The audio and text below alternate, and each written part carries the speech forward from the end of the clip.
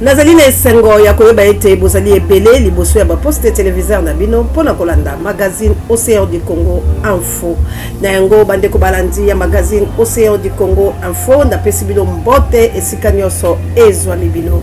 Pe tika ete kimia nzambe tata eingela o mabota mabino. Tokofungola basango na Matadi na Congo Central mpona koyeba mai oyo makoleka kuna pe tokolobela lisusu marche oyo molekaki mokolo mwa jeudi na kati ya République démocratique du Congo, précisément na ville provinciale Kinshasa. Pe tokolobela pe na ngambo ya UDOPAS bango pe balali pongite na parti cher ya président de la République Mwanamboka Félix Antoine Tshilombo bango pe bapesu ya bango message ya kafu na matali mapona mitope maimonso mako salama na République démocratique du Congo.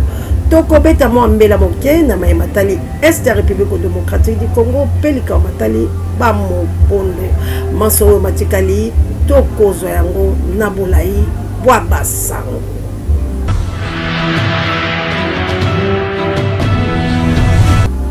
Matondo la bino nyonso bobele bo mesano ndenge tolobaka ete kimia nzambe tata ingele pa na bino penza komba apesa makasi na bakongomani po ete batala likambo ya ekola bango penza na bolamo toleka na Matadi ndenge totela koyebisa bino bolanda la bokebi mai o bakoleka na province ya Congo Central, précisément na Matadi kabuya long puissant kumba biso na Matadi. Bien, je reviens encore à la charge. Na l'axibino, na ngambukuna, moi na ngambukuna, ça c'est le port Onatra. Hein, port penza ya l'État o salema na Matadi, eza yango wana bomo na kuna na ngam. Bande ko na ngai. Mboka o so to lingi yango biso moko te to avancer te. Bozo mona a place na l'axibino, place bozo mona port o ya banzete o, port privé o. Eza port ya Zoé Kabila.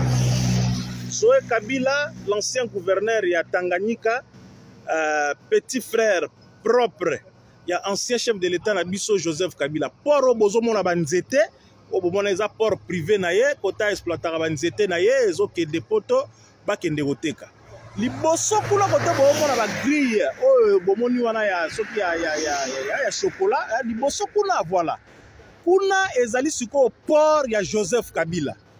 Wana port ya Joseph Kabila.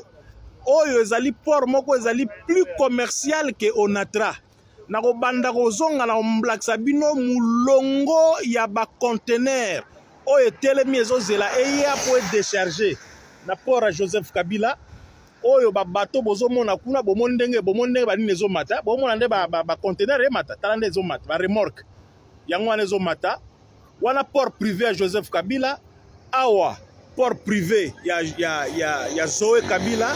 Et puis kuna na ngambu le pauvre port d'Onatra oyo bateau eza même pas RDC dans la bateau qui est na poto.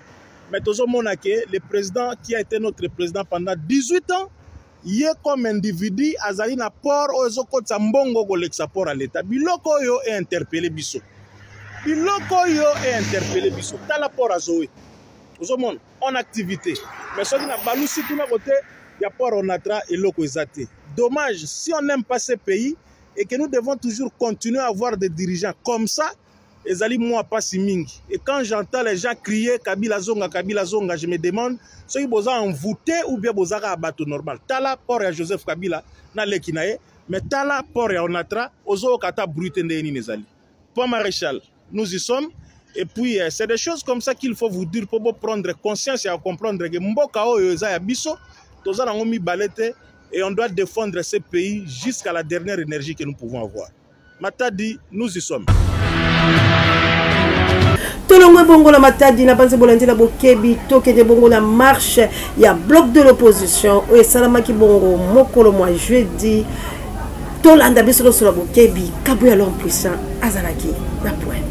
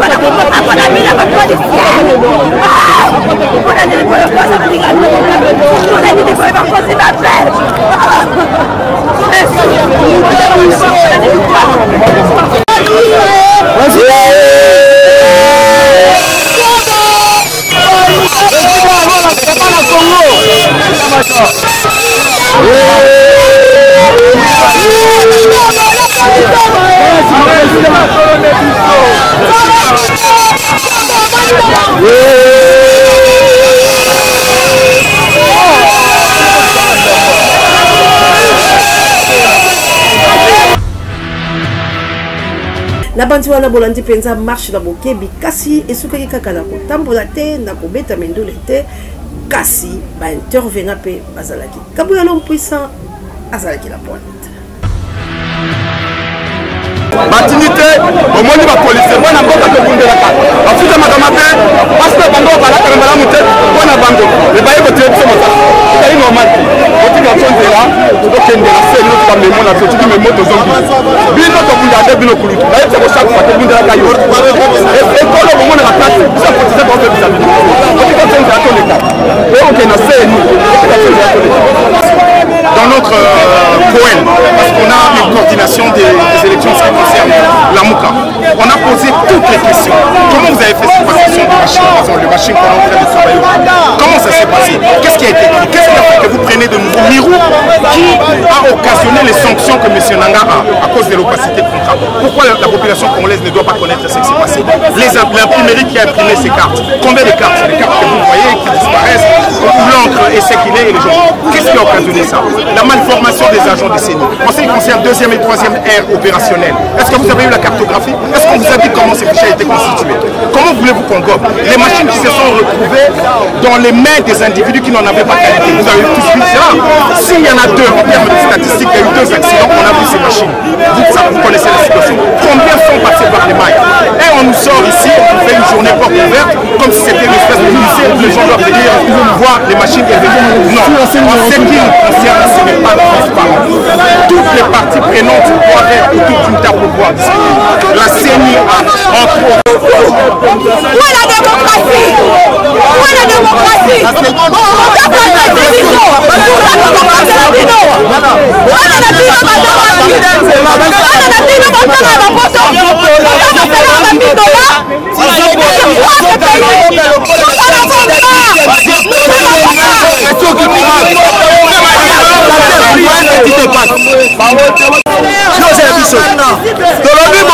Communauté internationale, ce que Lingala, Teyoka Lingala, Bakongolo, Bazala Poto, Bazala Pays Nyoso, Awa, président Félix Nzosalia, élection bâclée, élection Moïbi, Alingi Asalaboy, Apesa MLC, a nommé député MLC, Apesa a nommé député IDPC, a nommé député AFDC, a nommé député Tomoï d'élection économique, Tolingi d'élection Yabana Mboka.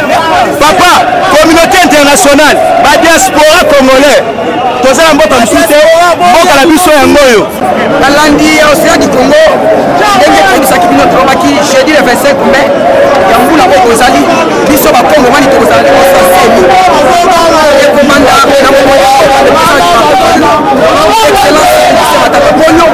l'ancien gouverneur Moïse Katumbi Chapoué, ainsi que Ndeko Denis Sanga. Le lobo étoilé, Tozali Koso à CENI. On a kolakisa bandeko na biso oyo bazali kuna. Toali contre makambo te meto côté le melande, makambo mabe ndenge za kozama na kati ya CENI. Biso toliki na batu nyonso. Tosala oyo esa bolamu pour la peuple. Tosala consensus. Consensus autodilitable. Même 2 semaines ya bamba, tokosolola dake bakongo mani, tobongisa CENI wana. CENI ekomi parlement de boya IDPS. CENI bazi batu bako bache bango kuna. Soki omoni lelo insécurité ekomi makasi, micro de wutaki na élection. Soki omoni lelo nzala ekomi kofrape peuple. C'est parce qu'il y a eu une élection chaotique, mais élection passée. Toliki fute makambo ne salama. Yango tokiti awa liboso ya CENI,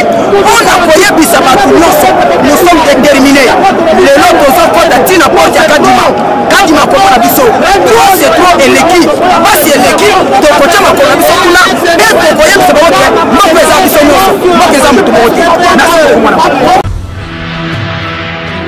na bandi wana bolandi moko na moko ya mona Congo alobi liboso ya micro ya magazine Océan du Congo Info kotalisa mawana ye pasi na ye pe posa oyo azali na yango totiki wana ba intervenant ya marche ya jeudi ya bloc de l'opposition toki mambango na commune ya Lemba kuna Kabuya l'homme puissant azalaki la pointe. Bougoumès c'est la semaine des ordres. Bougoumès c'est Lemba, nouveau Bougoumès à la semaine des ordres. Alors on a comité installé. Et ça on a pays ni démocratique. Oh comité installé. Yo on utilise wapi. On a mon Lemba te, on a université, on a salon yenge na Lemba. Bon mabiso facha royoka. Faut mettre Massassi, bon mabiso président de la République yoka. Facha yoka ke babomi ba chef de Lemba. Bobo mabiso facha yoka ke babomi ba chef de Lemba. Bobo mabiso.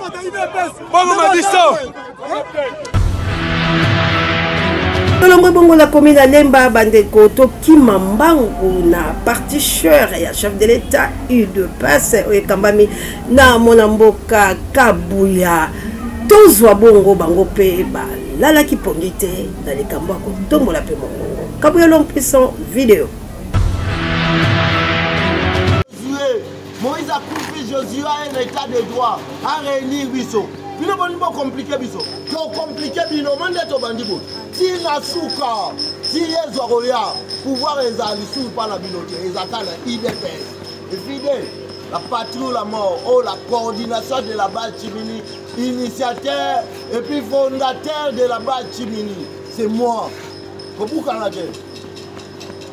Ozo mo ande tozo tumba. Comme ça, Soriano, Zonga na mboka na yo, yaba Jin, yaba Italien, yaba Zambien, yaba Mongolais. Bisoto yaba Congolais puis Quinois, Quinois du pouvoir. Bon ça y est rare, bon petit Quinois, bon zongo li souje. Bino tout besoin, et la Quinois. Il s'appelle Tozi Fati Béton, Tiye Zoroya. Soriano yo ya rozwa tata na osori ye mutasa mboka o ya rozwa otali pe to la sibino biso to aba komata on a place au tambola te biso meto ko tike mino tambo na mboko Fati Béton ah uzolota boko mona démonstration tike comme na soir boko samwa bo comprendre que combattant ta rande na IDPS. Il ne va pas combattre. Tous les effigies de l'opposition. Tout le monde dirait Makayab. On brûle. On est en train de brûler tous les effigies de l'opposition. Fourmi, l'opposition. Fourmi, docteur, bien fourmi. On ressemble à la moto. L'opposition avait eu déjà le pouvoir, l'IDPS. On brûle. On est compliqué pour voir na buzoba na bino. Les bino bolingi buzoba to la bino ba kolo buzoba le biso. On besoin de ça pouvoir na bagarre. Avant Quinois. Yo, Yona. Oh, Bakiemen. Ouais, Deni. Comme ça bo salisa mususu asika. Yango foko sumaka moto. Yango Soba fourmi docteur, tumba baron na moto, ba tambola sous total. Yo fourmi moto. Ah, ni oloba to sigisi Moïse, to sigisi Fayulu, to sigisi nani, matata Mporio. To na posa na bangote. To bagisi pe Kiol Kagame, Kiol Kagame. To na posa na bangote. Kiol Kagame ba na moto. To na Congo, to na posa ya Congo. Basukaki kaka wana te bandeko ya IDPS pesi penza oya bango mbela balobi bango bazali ya Fati Béton. Kabuya l'homme puissant vidéo.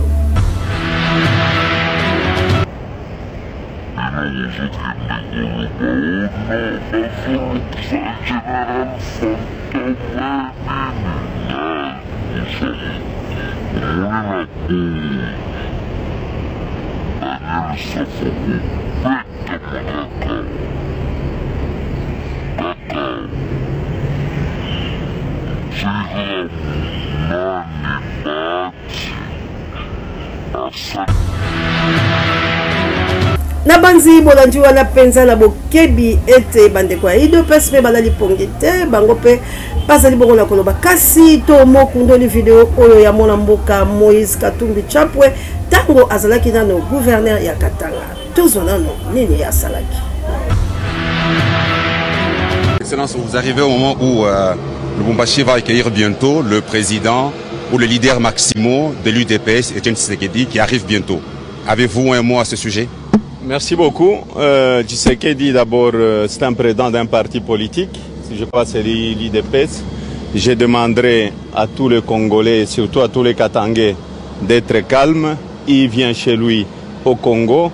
Le Katanga est une province du Congo. Nous voudrons vraiment qui viennent, qui se sentent en sécurité. Il n'y aura pas de choses, j'ai vu beaucoup de choses sur Internet, mais les Katangais, nous sommes toujours unis, nous sommes tous des Congolais, et je crois qu'il arrive demain ou après-demain, il arrive le vendredi. Je demanderai aux militants de l'UDPS de venir accueillir leur président. Et je demanderai à tout le monde d'être calme, et je ne voudrais pas qu'il puisse y avoir des dégâts dans le Katanga. Parce que pour le moment, il y a la démocratie dans notre pays et surtout dans notre province. Et nous sommes une province pilote. Nous voudrons que cette province pilote puisse démontrer aussi qu'au Katanga, il y a la démocratie et que le président Tshisekedi puisse se sentir chez lui au Congo. Allez-vous tenir un meeting demain ou après-demain, vendredi? Na banzi to badiko kele moke na suka ya magazine Océan du Congo info ya mokolo mwa lelo kasi esengeli na chabilo mwa mungu na monoko bobo mesano poeti ya lili kambo ya Congo na banzi bino baso boyebi ete na est ya République démocratique du Congo kimia penza mozalite kimia ezalite pe boyebi ete likambo oyo ba chef coutumier ba ko betambela tongo midi pourquoi pona koloba ete bato ba ko kufa lelo esengela kitozala na chef coutumier moko ya Ngaliem kasi tozuma koko so na nzela ya singa na banzi lobi soki nzamba sungi tokozala na epo ete balobi mama makambo makozala te tokokele bongo na maponami kasi bango basanrole te bango basarole te na tina ete ya conflit teke yaka siko lolenge toko kela mapunami bango bako voter to bako voter te et puis kimia e kozonga te nzela ezali bobele ya kokangama ko bomo batu bako lela pe awa na maluku kimia ezali te batu bakomi kokima bandako bwa bango sikoyo nini esengeli to sala na tango oyo ezala bato bali la pouvoir ezala bato bali l'opposition nini esengeli to sala pona likambo oyo ya botie kimia na est ya République démocratique du Congo pe na ville province ya Kinshasa pambate maluku ezali na kati ya ville province ya Kinshasa yango na tokokanga monoko te pona ko interpeller bakambe ye kolo Congo boteleme bino banso bolongo na likambo ya accusation sur accusation bolongo na likambo ya bofunda milikolo ya bofunda miboko mifunda mepai ya banani boko miwela nini soki ya solo bino banso bozali na bolingo ya ekolo wa bino soki ya solo bino banso bolingi peuple wa bino botala nanu kufa oyo ekoti na kati ya République démocratique du Congo botala insécurité oyo ezali na kati ya République démocratique du Congo pamba te bato oyo bakopesa bino maboko ezali bobele bandeko oyo bakokufa bato oyo bakopesa bino lobi maboko poete boko babakonzi ezali bobele peuple oyo boko zola ngambo kasi bino bipai bozali nini penza ya moto ya boko yuko sala soki kimi ekoti te na est ya République démocratique du Congo lelo na est ya République bomoni ete ba troupes étrangères mosusu batonde sami meke kaka pona komowela est la biso est-ce que bakambia ye ekolo Congo boko bosala ete etumbola biso ezali bongo na Kagame kasi yali la Congo mani na Congo mani te boko bosala ete etumbola biso yali ete to sili occupation na République démocratique du Congo ezali te Congo mani na Congo mani bawelana boko bosala ete sengeli tozali sanga boko polo ko bunde tumba oyo pe tolonga yango boko mona te lolenge bato mosusu nde bakokamba Congo boko mona te lolengo Congo ekomi na kati ya pasi bolongola bowelani bolongola bobundisa mibino na bino pambate likambo la Congo biso banso toyebi ete balwande bakoti na kati ya mboka oyo pona koya kobotola biso mabe na biso nani ayebi te bino bakambi ekolo Congo na pouvoir to l'opposition ke likambo ya imatuchi yango nde kosala malakati ya République démocratique du Congo pe na Filika na banze ete bipai na bipai bato batelemaki mokolo mwa lobi moleki na banze ba Filika oyo basanganaki bakendeki kotelema likolo ya ngelo ya Lumumba pona kobelela koloba ete likambo ya Congo patriage otelema kasi likambo mosusu ezali ntango bokotombola moto moko botombolaka bayibanso baoyo babundaki na ye po ete makilama bango mpe bagangaki mpona ekolo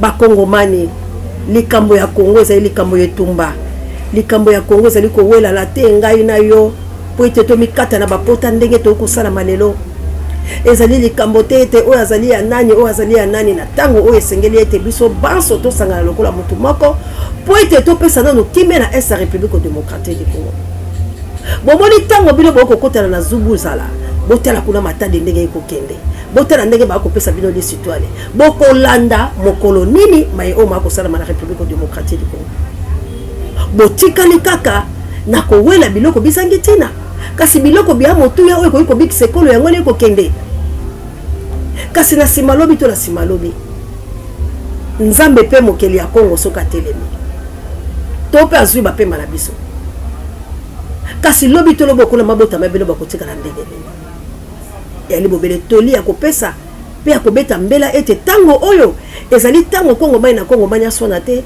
ezali tango Kongo mai na Kongo manya yinana te ezali tango te ya komikanana ezali tango te ya komikumisama ezali tango te ya botombola misoki na lolenge ya bolema kasi ezali tango oyo tosangisa mayele pe makanisi na biso totala nano maye oyo makosala manekolo wa biso ekomi kopesa soni ata kuna mikili ya bapaya ekomi kopesa soni ata kobisika mosusu kasi tolanda nano ebongo tokabwana biso kabu ya video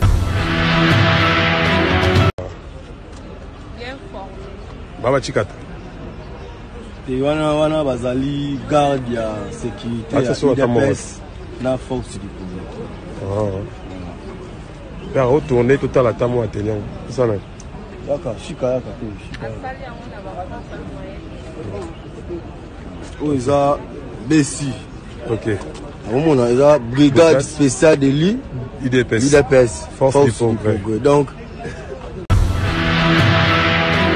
na bantina awande toche point final na magazine Océan du Congo info ya mokolo mwalelo soki bosepela ki lolengenga Océan de la presse congolaise la zala ki bongo liboso na bino pona kopesa basango pe pona kolobela bino mai mansoma koleka la République démocratique du Congo pe na mikili ya papaya bo pesa bongo merci na équipe rédactionnaire ya magazine Océan du Congo info oyo zala ki wana au forum moula pona kosala bino mosala kitoko wala topesi matondo la kabu ya l'homme puissant on échange par l'équipe qui gagne c'est ma caméra matondo makome la gloire ngoma na montage mise électrique pe matondo makome la papeje directeur recherche stratégique pe sango mokonzi pari abe monsieur babiso la réalisation ya Molamboka kabu ya l'homme puissant on échange par l'équipe qui gagne pe na coordination ya Océan du Congo matondo makome la bomba mama missionnaire na plus 32 ba pour amenta Angola no bon dia botard de bono et merci encore une fois la maman d'Angola na bokite na Florence ya matondo mido merci encore une fois na Big Daniel Ngenda merci na la chabienne pe kila men kaneko to bokile lo kondo fa pekato